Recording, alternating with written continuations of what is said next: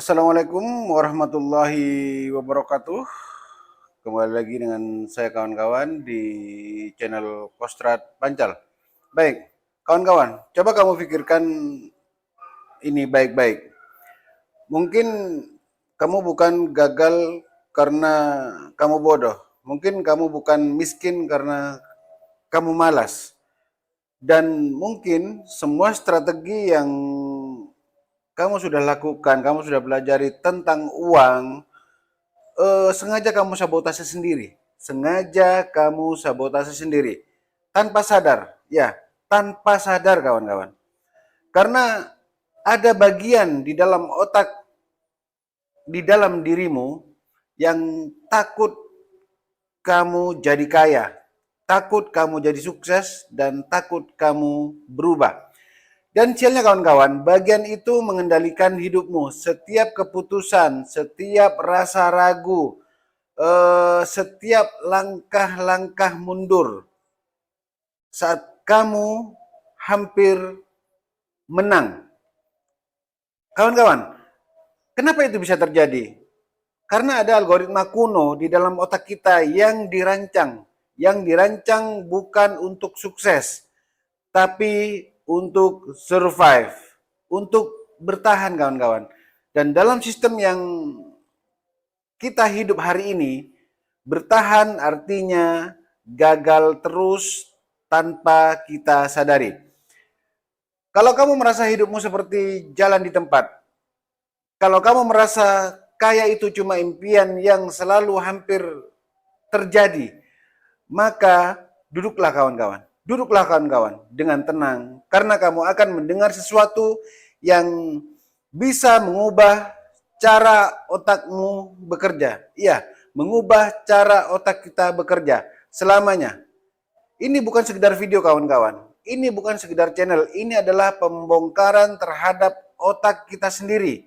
Dan ketika kamu paham apa yang selama ini tersembunyi, kamu nggak akan pernah berpikir sama lagi. Ya, kamu nggak akan berpikir sama lagi. Kamu nggak miskin kawan-kawan, tapi kamu juga nggak kaya. Setiap bulan kita kerja keras, tapi ada satu hal yang selalu bikin kita jatuh. Bahkan sebelum kita beranjak naik. Bukan inflasi, bukan sistem, bukan bos kamu, bukan. Tapi pikiranmu sendiri. Pikiranmu sendiri kawan-kawan. Ya, otakmu mungkin sedang jadi pencuri terhadap kekayaanmu. Dan yang lebih menyeramkan, kamu bahkan tidak sadar kawan-kawan. Ini adalah algoritma self-sabotase. Dan inilah alasan kenapa kamu selalu gagal saat kamu hampir mencapai kesuksesan, hampir mencapai keberhasilan. Baik, kawan-kawan, apa itu self-sabotase finansial? Self-sabotase bukan soal kamu malas, bukan tentang kemalasanmu, bukan. Tapi soal sistem bawah sadar, subconscious yang terbentuk bertahun-tahun. Kita dibesarkan dengan kata-kata, uang itu akar segala kejahatan. Orang kaya pasti sombong. Yang penting cukup. Dan otakmu layaknya AI versi purba, menyerap semuanya sebagai kode program. Setiap kali kamu mau melangkah, setiap kali kamu mengambil keputusan besar, kode itu menolak kawan-kawan. Jangan, itu bukan kamu. Gagal lebih aman. Gak usah mimpi tinggi-tinggi lah. Dan sebagainya, dan sebagainya. Dan parahnya lagi kawan-kawan, otakmu berpikir itu sebuah bentuk perlindungan. Padahal itu adalah penjara kawan-kawan. Kawan-kawan, otak kita adalah algoritma yang diwariskan. Sekali lagi, otak kita adalah algoritma yang diwariskan. Tahukah kamu bahwa otakmu secara literal memproses informasi seperti algoritma YouTube?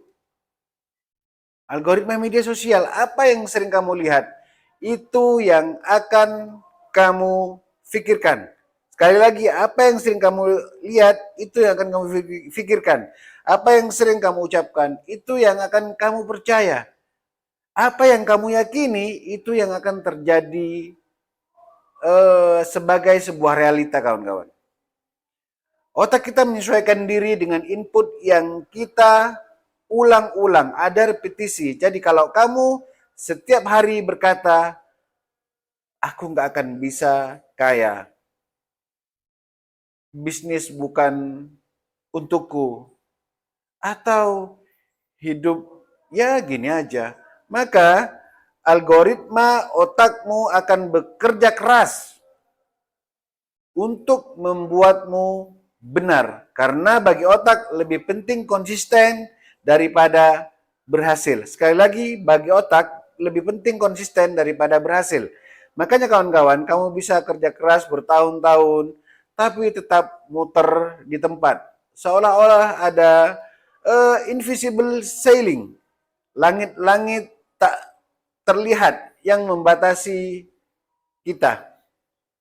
Kawan-kawan, lantas bagaimana self-sabotase bekerja? Bagaimana cara bekerja self-sabotase ini, kawan-kawan?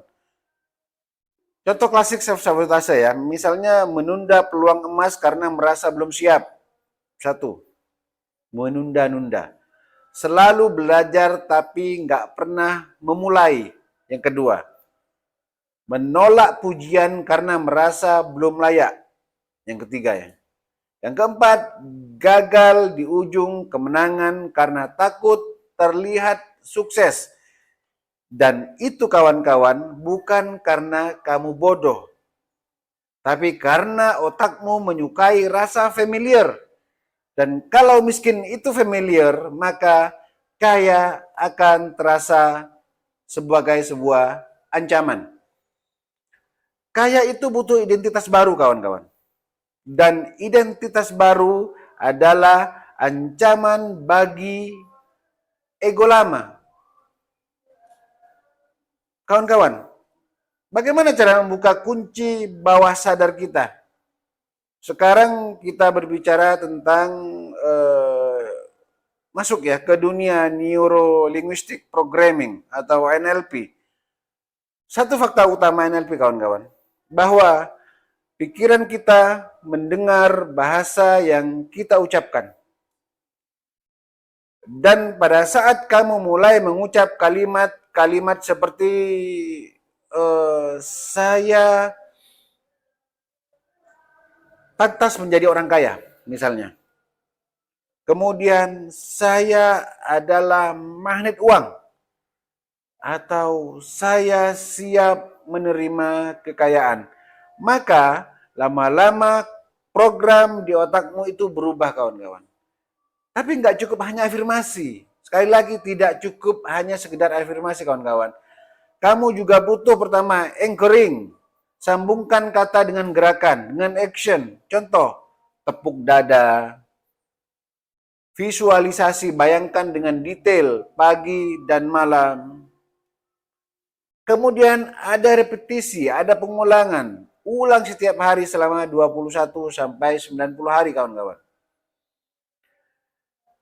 Kawan-kawan, ini adalah fenomena pengecil diri.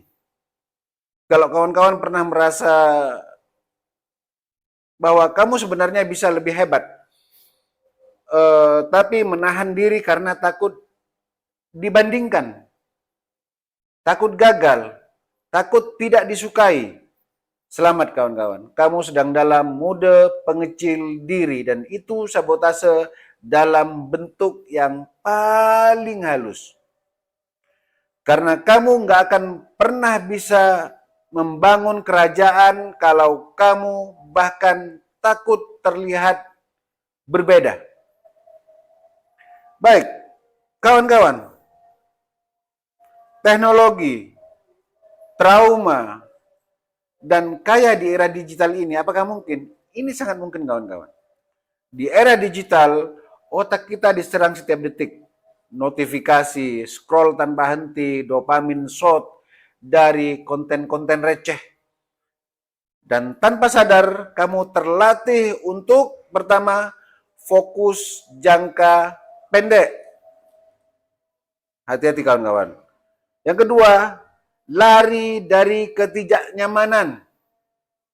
Yang ketiga, menyamakan diri dengan semua orang. Kombinasi antara trauma masa lalu ditambah algoritma digital yang menciptakan generasi sabotase massal. Ini yang terjadi kawan-kawan. Lantas apa solusinya? Saya sudah rangkum ada 5 langkah untuk meriset otak kayak kita. Pertama, afirmasi 2 kali sehari. Pagi sebelum buka HP dan malam sebelum kita beranjak tidur. Kemudian yang kedua, habit tracker digital.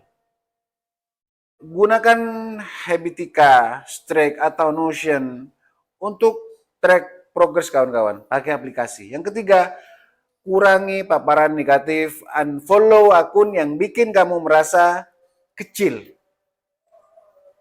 Tinggalkan hal-hal seperti itu. Yang keempat, investasi diri. Beli buku, ikut kelas, atau bayar mentor. Setiap kali kamu keluar uang untuk ilmu, kamu secara tidak sadar telah memaksa otakmu untuk melihat bahwa kamu pantas untuk sukses. Bahwa kamu pantas untuk berhasil. Yang kelima kawan-kawan, surrounding positif. Gabung komunitas yang ngomongin mimpi, ngomongin masa depan, bukan cuma sekedar drama. Tinggalkan kawan-kawan yang seperti itu kawan. Baik, kawan-kawan. Kalau kamu nonton sudah sejauh ini, sampai sini, itu berarti satu hal.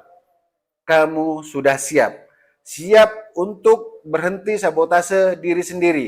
Siap untuk hidup bukan berdasarkan trauma, tapi visi ke depan kawan-kawan. Siap untuk mengatur ulang algoritma otakmu sendiri. Jangan tunggu sampai sistem ini menyeret kita kawan-kawan. Menyeret kemana? Ke lubang kemiskinan yang kamu warisi dari generasi sebelumnya. Kemiskinan yang kamu warisi dari generasi sebelumnya. Karena pola pikir kita belum berubah. Kamu bukan produk trauma kawan-kawan. Sekali lagi kamu bukan produk trauma. Kamu adalah arsitek masa depanmu. Silakan like kawan-kawan kalau kamu ngerasa ini relate dengan hidupmu. Silakan subscribe kawan-kawan kalau kamu siap mengubah hidupmu. Dan silakan share dengan orang-orang yang pikirannya masih kejebak di loop self-sabotase. Sampai jumpa di konten-konten berikutnya kawan-kawan. Wassalamualaikum warahmatullahi wabarakatuh.